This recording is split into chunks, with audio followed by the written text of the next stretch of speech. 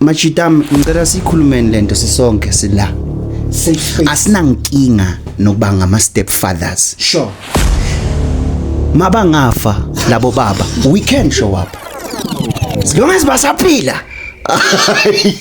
No, but let's be put ngeke.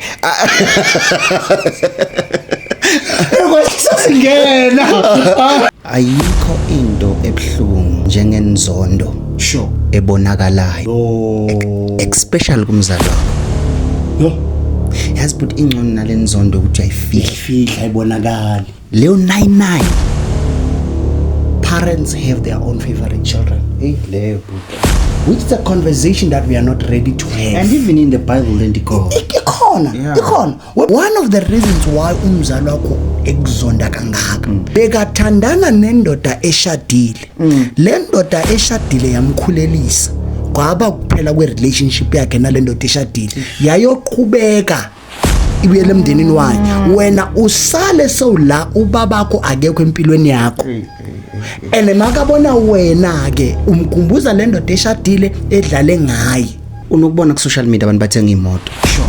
Abazali bakhale bagicike phansi. Sure. Umzala akhehla inyembezi. You see the excitement anayo for umntanakhe, achievement yakhe. When uthenga imoto angakhali uyibone nje emehlweni ukuthi udisappointed that I bought a car. Yo, that was supposed ukuthi ithengwe ingane yakhe le ayithandayo, ithengwe yimina.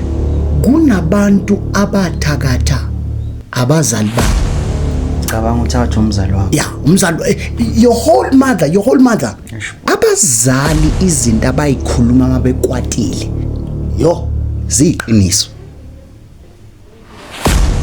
Yabona angazanyanya athi ngifisa ngathi kube wafusa emncane. Kuneyingane ezadlwengulwa ngenxa ukuthi kwavuma umama uzali indodakazi yakhe ngenxa yokuthi ufuna imali noma kaneliseki ngemali nayo avumela ingane yakhe iyodlwengulwa.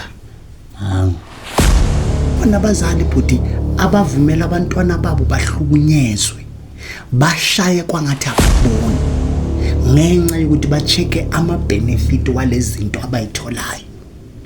Sinamadoda ashaya abafazi uma ba pregnant. Do you know ukuthi mango kunendoda eshaya umfazi imbuza umbuzo wathi why are you pregnant? Kodwa kunguye omkhulelisile. We have men like that out there. Greetings South Africa. This is Amadoda Anyakazi Sumuzi. Welcome bafethu to yet another episode of Real Talk with Amadoda Anyakazi Sumuzi. This is where we have real talk, have real conversation. The aim is to talk about general issues from spiritual, money or whatsoever. But we speaking, having conversation that are real, that are honest. Sure. These are opinion. Mang. Mabunda Voet. Right, put. No, I'm awesome, man. I'm awesome, Nukrent. Mnandi put. Are you good? No, I'm good. Siyabonga bafowethu sibingelele yonke South Africa. Real Talk with Amadoda Anyakazi Sumuzi. Ningakhohlwa to press the subscribe button and also to comment bafowethu, and share also the podcast. And remember, inhloso yale podcast is to make you guys to grow as not we are growing. Yeah. You learn a lot of things. Yona ke episode le ezoshintsha impilo yakho. I promise you mntasegacu bekuhlala ulindele lapho khona into ezoqhuma. Yeah. Emango, sure. You know like sikhule ama stepmother nama stepfather. Baba painter as bad people. Okay. Baba painter as people that are not caring. Baba painter as people that are not loving or that are terrible people. Yeah, the spotlight has been there, which is negative. Sure. Kanti in this life, Poti, as much as there are negative things, there are also positive things. Sure. Where am I going? The conversation that I want us to have today, it was triggered by a particular lady that I'm not going to call a name, who went on social media or on a certain episode of a certain podcast somewhere. Wathi yena bekangeke ashade nendoda enomntwana. Okay. Mind you, this particular lady yena unomntwana. Unomntwana kodwa uthi ngiyashada nomntwana. Ubani lo? But I can't. We don't have the money yet that McG has. Okay, if we had the money that, we're gonna just mention names. So, I want us to have a conversation to say, but I wanted us to say, there is a role put that has been played over this conversation. Is sure. I saw one of the people that I follow on social media that said a statement that got me thinking and also inspired us to have this conversation. Today I'm a lawyer. I am who I am namhlanje, simply because of when my biological father separated with my mother, another man decided to step in my life, took me to school, took me to who I am today namhlanje, and I'll forever be grateful for that man. Because wangipusha ngaba yilento engiyiyo namhlanje. Sure. I want us to talk nabantu but to say maybe it's time abantu ba understand that, to say when a man steps up to become part of a life of a person, that man is not a foolish man. No, it's not. Same applies to when a woman decides to step up and become part of law. That woman is not a foolish person. Sure. And as if it makes sense. Because of Mango, we are living in a generation, Abantapaning, they are forever saying bad stuff and negative stuff about parents that decided to step in and be part of our lives. Okay. What a topic, man. But let me clarify something before we go Sihamba. Sure. I've realized something, man, ukuthi abafaza most of the time abanayo inkinga yoku step in. Sure. Babe ngabo stepmother. Sure. And but inkinga iba ngakithi. I'll explain why. Thina madodas sinanje lento kungafuna ukuba stepfather. Sure. And I do understand. And abo mama bane tendency ukuthi bacabanga ukuthi asibathanda abantwana babo. Sure. No, abantwana babo siyabathanda. Sure. But into esenza sibe uncomfortable ile champ emzalesile ukuthi saphile. Yeah. Oh, you don't get peace by that.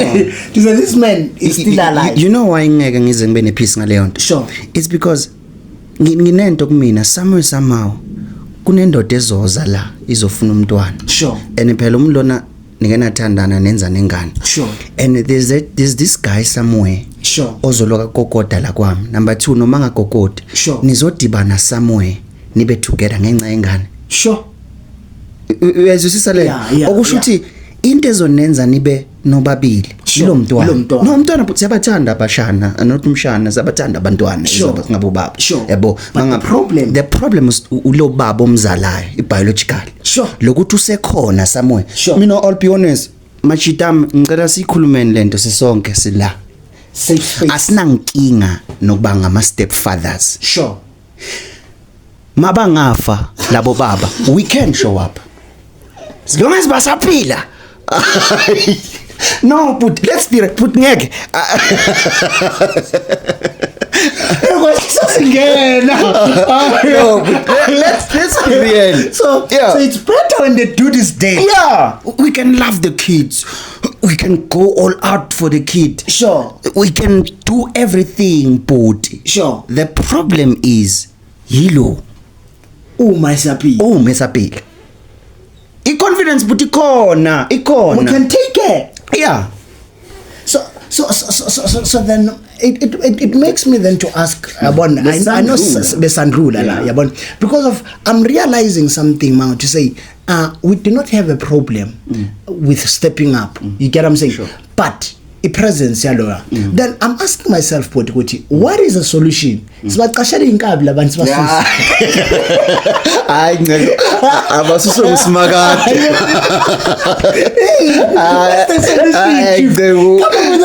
What's the solution? No, how do we deal with this situation whereby I'm in love with the mother and I want to step in?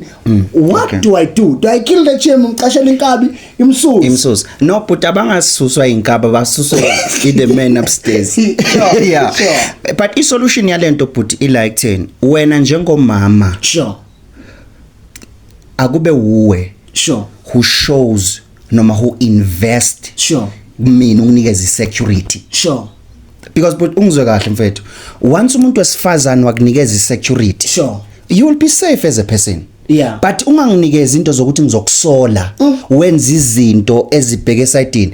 The truth is buti umntwana ekhona angesimbulala umntwana innocent. Sure. But indlela esenza ngayo sure especially wena mama umntwana sure ugcine manje ungenza ngize ngikusola ukuthi ngathi nalomuntu nina nisaya kunezinto enisazenza esayidini yabo. So ileyo buti into security and nenye into hey Nkosi yami I'm praying here nenye into prophet naye njengoba ngishilo ukuthi akube uwe wena umuntu wesifazana ubring i-security sure ungiconvince ukuthi cha ngeke ungasoli lutho akungabi nokuthi manje niyadibana mina ngikhona ngisesekhona kuwena akube nezindlela esikhulumile on the last episode ukuthi akube nabo malume akube nabo bantu uma benosisi wakho omdala akube uyena ukhuluma naye akube uyena who does all these things sure. Because kwayona la ukuthi bhuti uthi uyindoda yekhaya unabantwana bakho kube nendoda ngaphandle ezogogoda kwakho it doesn't make sense udelela umzwami. Hey, you know Mango, speaking of that, I believe Mango le nto engizoyisho manje South Africa, everyone in the world, you can hate me for saying this thing, but I'm gonna say this is how I would handle a situation if mama nomntana nami were to separate ngonomntana. This is what I would deal with. I would never allow another man to become part of umntwana ngamazi ujungubani. So if you were to become a stepfather and okay, let me put it this way, if I was to become a stepfather to umntwana, no, let me put it this way, I want to put it in a way ezoyenzeka. Let's say umama umntwana we are separated, you get what I'm saying? Now there is a man that wants to become a father empilweni umntwana. Sure. I think me as a father, it's very important that I know who you are. Nibe ne personal account. You get what I'm saying? So now, I think abafazi by Moshe ekutheni abafuni ukuthi the man that is stepping up and the man who is the father to meet. Bahlangana.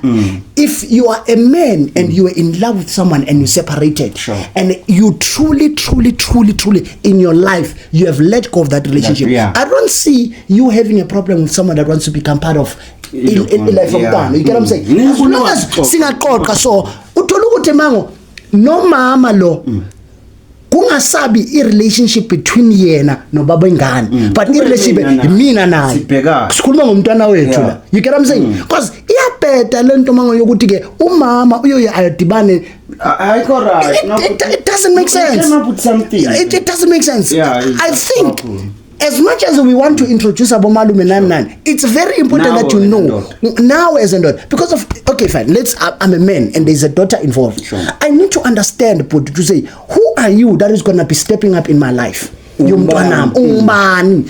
our problem is that most of us as men, we are insecure, and some of these fathers or stepfathers, specifically fathers, they have not yet let go of that relationship, and they do not want to accept that there is a man that is stepping out.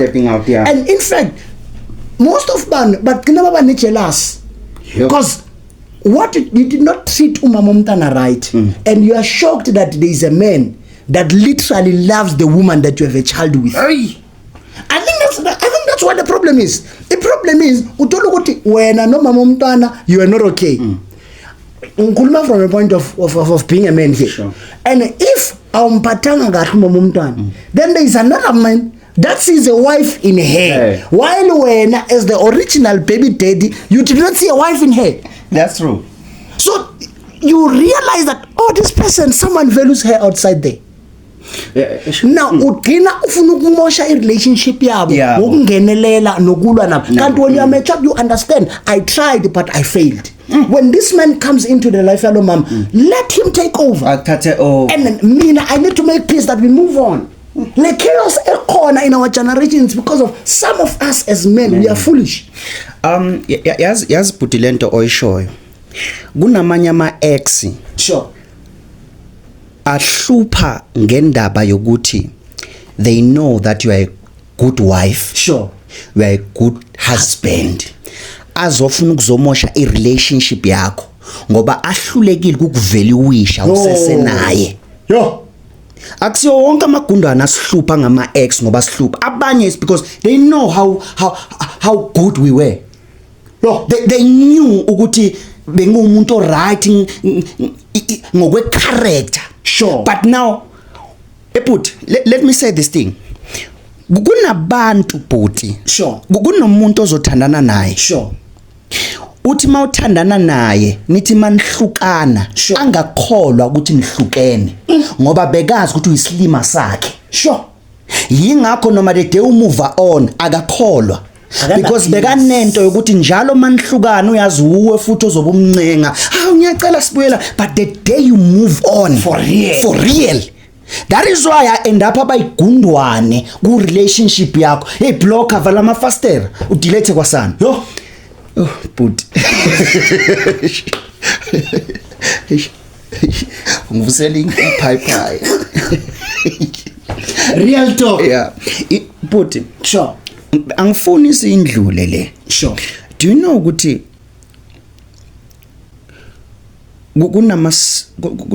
kunama angisho bathini konje stepson? Yeah, stepson, stepdaughter. Okay, stepfather, stepmother. Okay, which mean uma unomntwana. Sure. Okay, uma wena uku relationship nomuntu wesifazane. Onomntwana, you are stepson, stepson, that's what they say. Yeah. Okay. But that's my son. But that's my son. That's my daughter. That's my daughter. Let's step le iyo ke ebang izinto. Yeah. But do you know but ukuthi uma uzohlukana nomuntu wakho ninomntwana. Sure.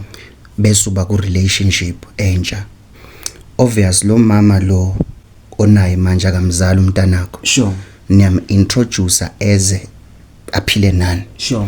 Uyazi ukuthi kunama stepson alwa izimpi zabo mawabo. Alwe nonkosikazi wakho. Yo. Kanti ulwa impi kanina. Wena uyitshele kwanga uyitshela ukuthi akamthandi nje unkosikazi wami kanti and uzucabange nokuthi unkosikazi wakho akamthandi lo stepson kanti uyamthanda yena uyayibona impi kanina kulengane. Doesn't make sense. Okusho ukuthi mango, this is what happened. Sure. Umama usafisa ukuba empilweni yababa. Maybe umama messed up. Indoda ya decide ukumove on. Sure. My move on manje umama usebenzisa abantwana kuze bazonda unkosikazi wakho musha. So meaning say lo stepson inzondo yakhe it's because of influencer umama wakhe. Same applies to laba abangafuna abomama ba move on mabathola abobaba. Ngifuna ke to go further. Kunamadoda afelwe ngabonkosikazi babo. Sure. Kanti umuntu ombulele i-ex yakhe engumfazi wakhe asebenzisa a stepson kulo obulawayo. I don't know if it makes sense. Okay. Come back. Okay. Okay. Okay. Kunamadoda afelwe ngabafazi babo. Umfazi ufile? Yeah. Lo mfazi bekangamzala umntana lendoda. Oh, okay. But umntwana bekavakasha ekhaya abuya kumama wakho i-ex. Okay. Lo oyi-ex asebenzise ingane ukuzobulala lo afake ipoison afake in why because afuna ukubulala lo ngoba uba nalento ukuthi ngisamfuna back umyeni wami and iye worse ke but aze amdlise asebenzise ingane yakhe lo ex-wife yo ukuthi azodlisa umyeni wakhe onomfazi ekhaya ngoba ngisho ngoDecember uyeza ibhuti ngathi zizodala umonakalo ku Real Talk.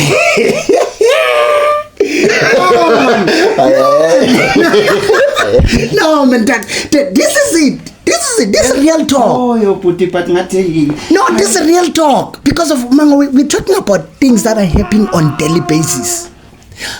Cause bafethu, listen to me. Imali akuyona inkinga. I want to explain it, sure. But umuntu oyiphethe uyona oyinkinga. Does it make sense? Sure. What am I trying to say? I'm trying to say if I am spam, spam asiyona inkinga because uma siphethe ipoison we become protected. But once siba esigebengini sigcina siphenduke sibe weapon labasibamba khona inkunzi. What am I trying to say? I'm trying to say I don't think there is any problem kulama setup yabo stepfather, stepmother, stepchild, stepdaughter whatsoever. I-problem inhliziyo zabantu kule setup. Angazi if it makes sense because kungenzeka ube ustep up empilweni yomntwana kanti ubaba umntwana inhliziyo yakhe yimbi or ustep up enhlizweni yomntwana kanti umama womntwana inhliziyo yakhe yimbi. So meaning that the problem asebenzisa umntwana ingakho mvangeli uthola ukuthi in our generation kunabantu that are bothly actively involved empilweni zabantwana in a right way not in a bad way. No, hey, does it make sense? So ibhlungu lento ngoba kunendoda somewhere that cannot move on with life because of there is an ex-wife that is using the kids to affect marriage yalomnto. Umshado ugcina unaba mistrust issues nani kanti inkinga ivela ku stepchild. That's why uJesu wathi kwakungenje kwasekucaleni. Ebhuti that's why ngithi ngiyafuna ukungena deep mfethu Marie ngibona ngathi sizamosha izinto. Ay episode asale sidive singayi deep. No nami ngiyayizwa hayi no this is deep no besindlula we're not going sijamba siyapha. No, let's find another topic. If we go deep on this one so vula amanxeba asiyeke mama where can we go to? Hey, I don't know man but we have to find something. We have to find because but I'm sensing babu koqhuma ibhomo sikhulume ngeSundance. Adliwa kanga iSundance man mina ngazi inkinga yakhe lokwesibilibili mina uwe lo wale content hayibo seyashawa man seyashawa Holy Spirit help us. You know the problem. Oh God. You know what's the problem, but yeah. How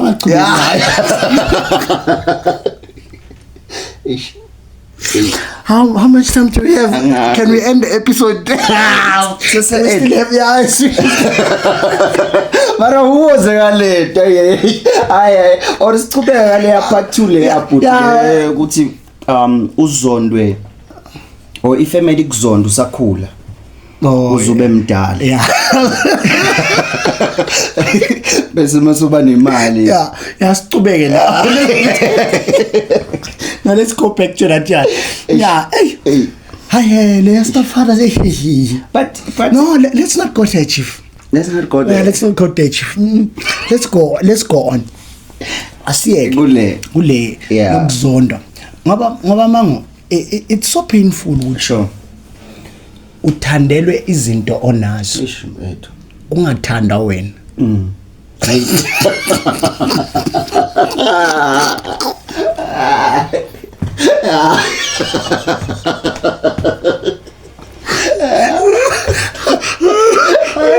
this episode will end very fast.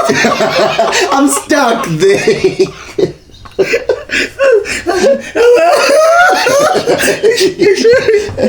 I'm stuck. No, man. No, like I wish we can go back. No, man. I think the war, man, it's gonna cause chaos on social media. This one. No. I think mhlambe singahendlisha lena bhuti yazifunani sesimhlophe emakhaya. In terms of kuyafana abanandaba labantu laba Abanandaba. mhlophe ehlaba bakulanda unjalo. No, let's because ngibona damage. no man, asiyeke, it's gonna get personal, It's chief. gonna get No, personal. let's go back to leyanto to say okay, kunabantu okungathandwa bona Thanda into kodwa zabo. kuthanda into zabo, Sure. more especially in families. Uthola ukuthi ke mawukhula, do you know ukuthi kuyenzeka bhuti? I think I once said this thing in one of the episodes. Sure. To say ube yinto lebe banga expectanga ukuthi ungaba yini. Ungaba yiyo, yeah, which is true. You get what I'm saying? Sure. And sometimes uzondelo ukuthi you became what they never expected you to become. Yeah. Ngoba ama families, they have expectations. And believe me mango, ayikho into edeceive mango njengamehlo wenyama. Eish but I'm telling you. Amehlo wenyama, they will make you to invest in a wrong person. They will make you to make ama investment a wrong. It's like as a parent, we have parents ngilenge yasiva si balekele mango. Sithanda singathandi mango. Parents have their own favorite children, leyo but which is a conversation that we are not ready to have. and even in the Bible then go. Ikhona whereby you find out ukuthi ubaba uyamzonda usibanibani uyamthanda. And unfortunately into ebuhlungu ngalento ngokuthi lo othandwayo sometimes Uyabheda. uvamisile ukubheda. Lo othanda uvamisile ukuthi always kwamele anifonile ngabo 3 nizomkhipha emajele, uvamisile ukudakwa kwangathi akunakusasa lo othandwayo. Kanti kunalo alright man, enimkhumbula kuphela maqose a rescue lo enimthandayo. Yo, Angazi if it makes sense. And it's painful. Some of them, they know that it's a maleng frostani, but le frostani sibanibani, but inkinga into ebuhlungu ukuthi every time sibanibani masenkingeni kubizwa mina ngizo rescue yini. yo, as but let me say this thing. Say it, chief. Ayikho into ebuhlungu njengenzondo Sure. ebonakalayo, Yo. especially kumzali wakho. Yo. Yazi but ingcono nalenzondo ukuthi ayifihla. Ifihla ibonakala. Leyo 99 Uthi akakufuni. ebhuti mfethu unokubona ku social media abantu bathenga imoto, Sure. abazali bakhale bagicike phansi, noma abanye bagraduate, Sure. umzali akukhehla inyembezi. You see the excitement anayo for umntanakhe, achievement yakhe. When uthenga imoto angakhali uyibone nje emehlweni ukuthi udisappointed that I bought a car. Yo. That was supposed ukuthi ithengwe ingane yakhe le ayithandayo, ithengwe yimina. Yo. But kunabazali mfethu inzondo yaba ifihleke ebantwaneni babo when they achieve something. Ukuzonda life. Ukusonda live 99. Inomango ibhlungu lento ngoba mawukhula but bowubona umehluko kwi-punishment, the way abantwana bapunishwa khona. Emango unabazali mango abashaya abantwana ngathi ababazali. But Ashaya umntwana ngeyibhakele, ashaya umntwana nganoma yini le ayitholayo, because of usibuze why are you really my mother, are you really my father, ngendlela yokuthi uzuza ungishaye uthatha inyawo yakho ulibeke la. Ane okubhlungu mango ukuthi kunabantu abathakatha abazali babo. cabanga uthatha umzali wakho. Yeah, umzali, your whole mother. And do you know now ukuthi it's strange, it's very strange. I'm sorry, I don't know if anyone relate to this thing or if you have seen something like this. Do you know ukuthi kunabazali I feel like my mouth is dry. Even to long.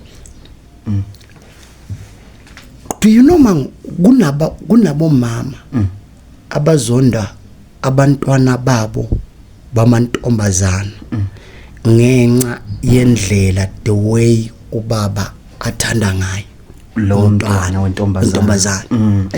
As a result, lo mama is in competition nomntwana wakhe. Hayibo. Akasa understand indawo yakhe ukuthi I'm a mother, I'm not just another girl. She's a daughter. You cannot compete with your own daughter. Yo. But we have parents like that hate their children, but when you check the source, indlela the way ubaba aphatha ngakhona lo mntwana nanoma yini ayifuna uyamnikeza. You get what I'm saying? But qine umama aqine angasa accept that I'm not just a girl, I'm a mother. And I can't compete with my daughter. Uyazi but ukuthi there are women. Sure.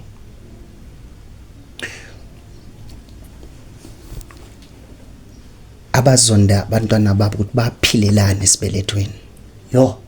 Kwalokuthi nje abumzale bekamfisela kwangathi angafa asasesibelethweni.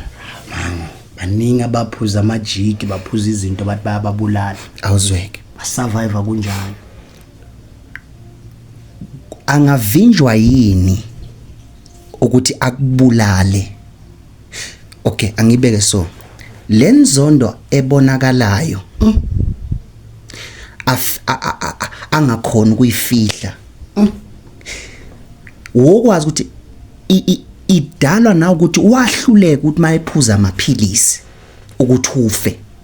Mayephuza lamajikosho ukuthi ufe. Yo.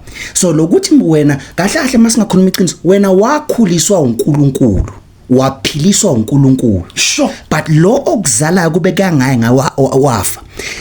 Ngabe uthi wena wafa. Ebut Sbu. Abazali izinto abayikhuluma mabekwatile. Yo. Ziqiniso. Yabona angazanyanya athi ngifisa ngathi kube wafa usemncane wena. But mina I tell you, anger has a way yokuveza inhliziyo yomuntu ngawe. Yo. Umuntu buthi ngeke ayiveze inhliziyo yakhe nijabulile. Yabona izinto ezikhulunywa ngabazali Sbu. Izinto ezikhulunywa ngabazali buthi mabanyanyile izona. You know man. I'm telling you. You know man, I want to say this thing. And I'm pleading to all my brothers out there. Sure. Because of, I'm not saying all the time this is the reason why men or why women hate their children. Men out there, yankela, it matters how you treat a woman when she's pregnant. Yeah. Can I repeat this thing? Sure. Men out there, it matters how you treat a woman when she's pregnant. Ngoba singamajita mango sine tendency yokunga understand ukuthi indlela esiphatha abafazi uma bakhulelwe ngayo inok affecta indlela umzali azorelate ngayo nomntwana. Ngoba you are a child of pain. You get what I'm saying? Because of kuyothi makabheka lo mntwana akukhumbule ukuthi the time I was pregnant ubaba bakho beyangiphatha ngalendlela. Kuvukulana ngoba manje sinamadoda ashaya abafazi uma ba pregnant. Do you know ukuthi manje kunendoda eshaya umfazi imbuza umbuzo wathi why are you pregnant? Kodwa kunguye omkhulelisile. We have men like that out there. Abasha akuzondela ukuthi ukhulelwe. Ene inkinga ayiqali ekutheni ke ukhulelwe. Way before ukhulelwa bowumbona indlela bekakuphatha ngayo. Nawe siswami wenza iphutha lokuthi umbone lo mjita lokuthi akanama intentions are right way before the pregnancy. So I want to warn men out there to say bafethu phathani abafazi kahle uma bakhulelwa. Not for your sake but for his sake yomntwana. ngoba man, we do some stuff that are very foolish and stupid during pregnancy yabo. But all they need, man, it's you to be there. Because of man, have you ever noticed ukuthi in our generation, I do not know why.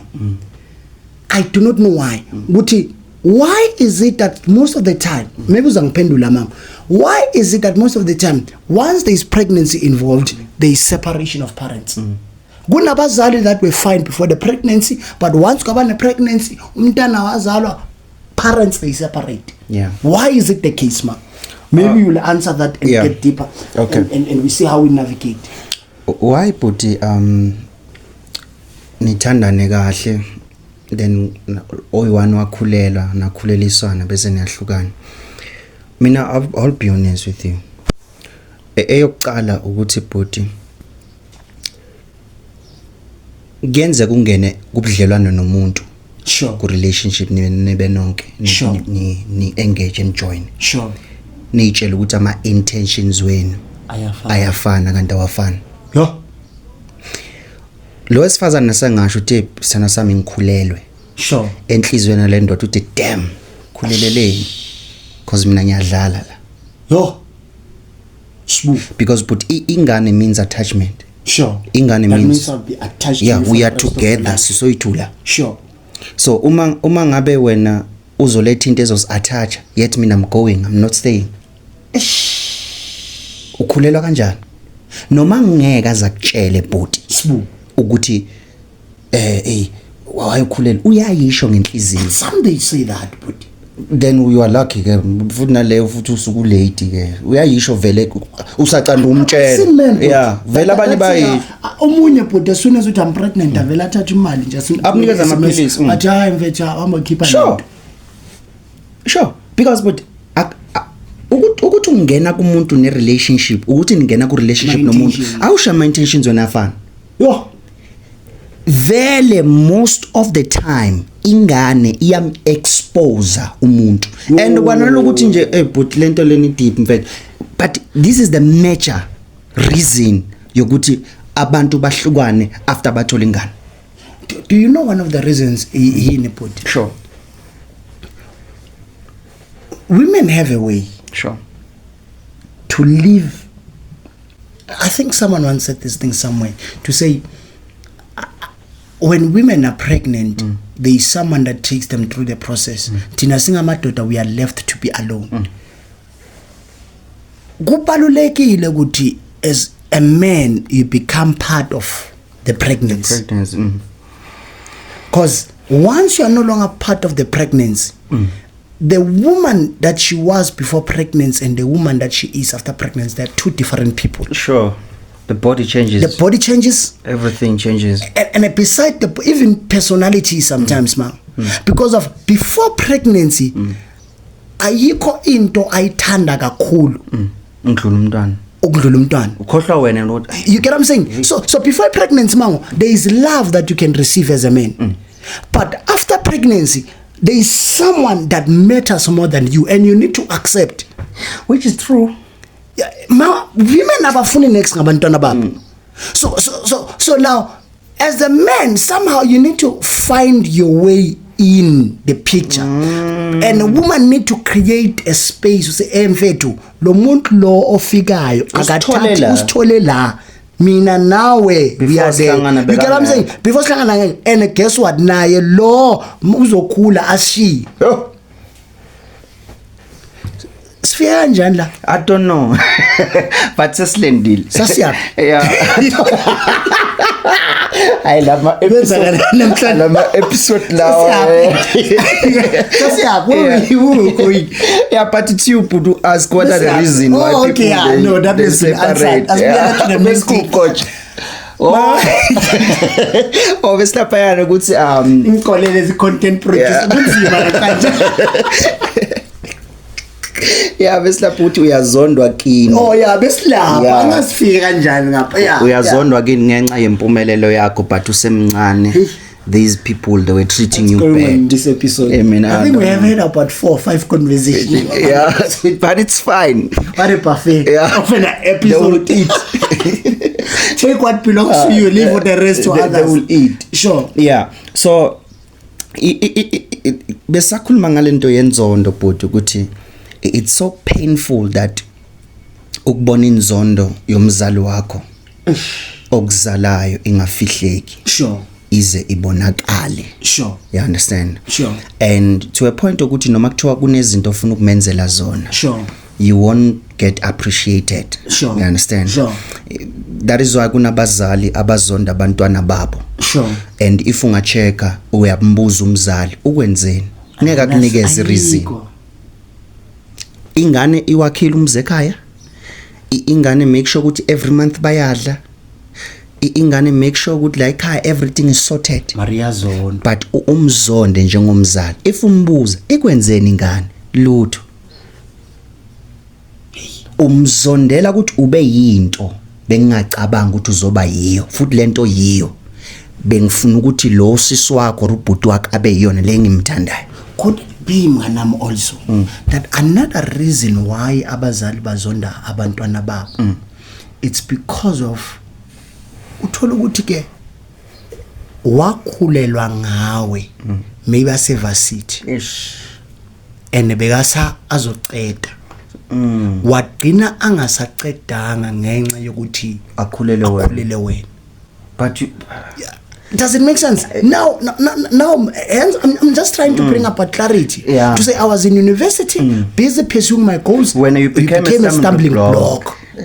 So whenever I see you ngizibona kwangathi ngabe ngikude ngempilo but mangibona when you are the reason why I could not get that degree or that master's or whatsoever so makabona wena umzali wakho ubona a burden ngoba there are many reasons why abazali bazonda kodwa abangeke basitshele zona at the same time we are not even their fault because of azange sasichuzela ukuthi sibe khona in fact bebenza bona ubumnandi babo lokumnandi babo kwaphuma mina sengizoshayelwa into engayazi this is wrong but does it make sense no this is wrong it's unfair you get what I'm saying it's unfair and number 2 one of the reasons mina ngizoyisho lento sure. One of the reasons why umzali wakho ekuzonda kangaka ingoba bekathandana nendoda eshadile one of the reasons bekathandana nendoda eshadile le ndoda eshadile yamkhulelisa kwaba kuphela kwe relationship yakhe nalendoda eshadile yayoqhubeka ibuyele emndenini wakhe wena usale sowula ubabakho akekho empilweni yakho and makabona wena ke umkhumbuza lendoda eshadile edlale ngaye. These are the reasons, some of the reasons. But is unfair, you get what I'm saying? But at the end of the day, you need to understand it's not your fault. And at some point, you need to accept and understand the nature of a relationship that you have with your mother or father.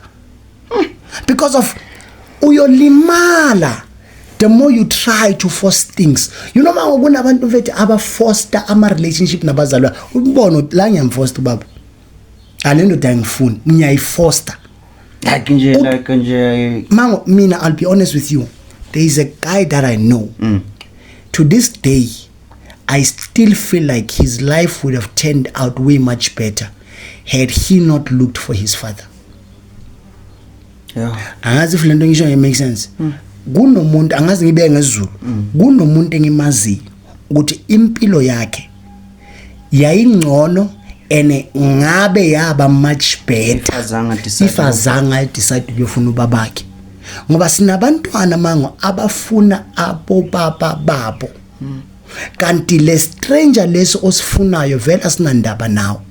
And at the day umthola indlela akuphatha ngayo ivele ikulide ku depression uyithole sobhema ama drugs uzisolo nokuthi bomfunelani. Unabazali mango, you are better off without them. Allow God to grow you ngendlela sonke abafethi siyafisa kangathi abazali bethu they can become part of our lives, but sometimes they are far much better when they are not close to us.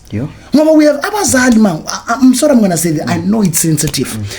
We have parents man, indoda eyadlengula umntwana wayo. And loyo mntwana, you were safe when you did not know your father.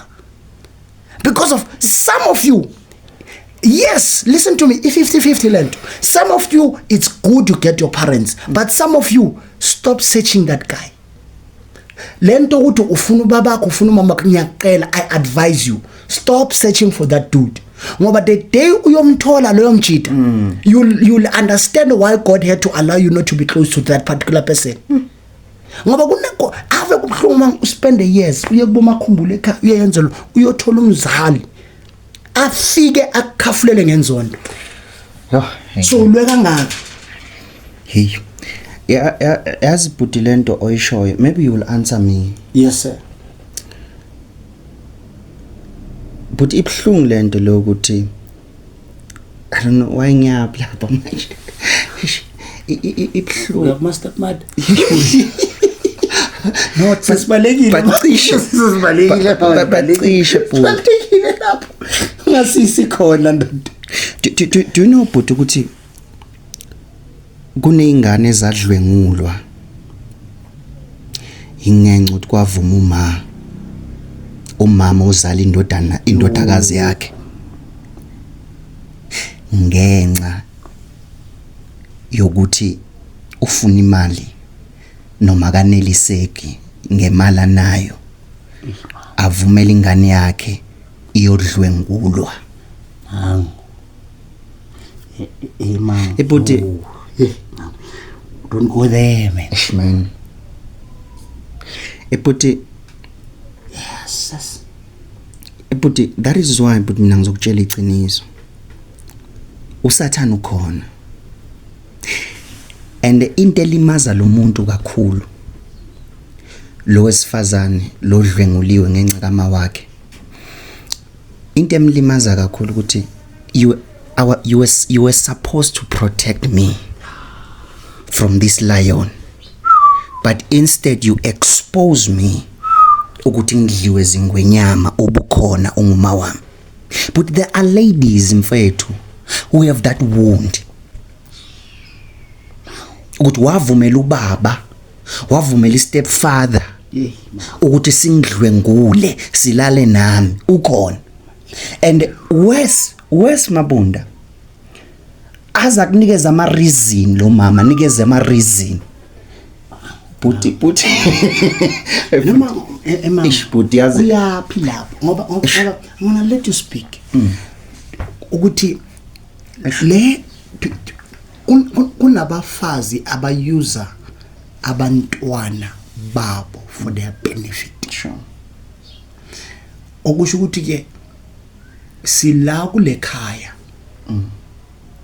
ngoba sihluphekile ene wena ungumntwana wentombazana noma kungathiwa abakuphathi kahle kulekhaya leli but because of the fact ukuthi thina sihluphekile ene ngize nawo noma bakutreata kanjani awule act like angiboni kanti uyabona ngoba bakhona abazali bhuti abavumela abantwana babo bahlukunyezwe bashaye kwangathi ababoni ngenxa yokuthi bacheke ama benefit walezi zinto abayitholayo.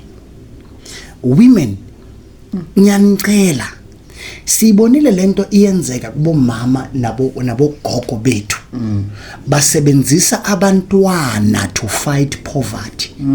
Kube no mama mvangeli ongamind ukuthi umntwana wakhe ungene amadoda ahlukahlukene. Kube no mama mvangeli ongalandaba ukuthi umntwana ulale as long as azothi abuya Monday kune 300 kune 400 yesishibo aza naye noma ngazi ukuthi usebenza kuphi. Umama ayibheke lento and ayivumele. Biological mother man. Nyabona stepmother but biological mother that uses their own children for their own benefit ma bavumele abantwana futhi bahambe nama Nigeria bahambe nalabantu abahlukahlukene balale nabo. The only thing anendaba nayo ukuthi ubuye nemali. It's hey man can I say this thing? Kuna lento kuthiwa amapimp. Ipimp umuntu mvangeli othatha intombazane ayidayise emuntwini bayolala naye bese athola imali. We have mothers that are pimps, biological mothers. Ingakho wena umuntu wesifazana la ukhona ngicela ningilalele bafethu. If you are a woman, work so hard for your life, for the sake of your children, more especially if so nomntwana, work so hard to a point ukuthi remember Bafet, me angazi ngicela ningizwe kahle, women especially, you are not going to be young forever. Yapinda man, women and also men, but specifically women, you are not going to be young forever. The opportunities that you are having now, ngiyacela ungadlali ngawo ngoba kunelanga la uzokhula khona, and angeke usawathola lawo ma opportunities ongawathola manje njengoba usasemncane. Real talk. Angishaka kanjalo mama. Skatsini puta. Angishaka kanjalo mama, injani le ndoda le? Real talk. Wait, ngakhohlwa 0646200751. Let me repeat the number 0646200751. If ufuna ukusibusisa madoda nyangazisimuzi, be blessed. Nangu 50 rand wami, push on Real Talk. Ngakhohlwa bhale reference Real Talk so that we know that you are from the Facebook YouTube family. But we trend bafowethu angibize lemforce kuba ngemali la kayibizi kahle. Inumber ka Capitec 06064 6200 751. Siyacela bafowethu anyone want to sponsor us, noma bo u10 rand, u50 rand, noma u1000 noma 100,000 bafowethu, it's welcome. 064 6200 751. And thank you so much guys for tuning in. Real Talk episode namhlanje ke ibi sensitive kakhulu, and siyacela uma kulabo abanyathelekile siyaxolisa kakhulu ukuvusa amanxeba, but we believe ukuthi the more we speak about these things is the more uzokwazi ukuphola, because I discovered mabonto ukuthi it is better ukundlula entweni when there are people who have abake bandlula kuyona, you can relate because you think ukuthi you are alone in this thing, to a point ukuthi it's not worth it to be talked about. But mntana sekaya, inhloso is to heal you. Our prayer is umoya ngcwele uNkulunkulu anpolise kuzo zonke izinto endlula kizo. Ningakhohlwa to subscribe and like and comment. Episode ban lo 19 19, then we are looking forward to see you to the next episode 20, probably next week uzabe khona. Thank you so much. Once again, we'd like to apologize. Remember singabantu nathi, and sometimes kungenzeka ukuthi it's not what we are saying that is wrong, but it's the manner and the approach of how we say things. So as a Real Talk, if there is something that we said engakuphathanga kahle and valid so because of the way we tackled it, we kindly apologize. But singabantu nathi, we are growing. I think we did nothing wrong, but this episode, hey. No, for it's in man.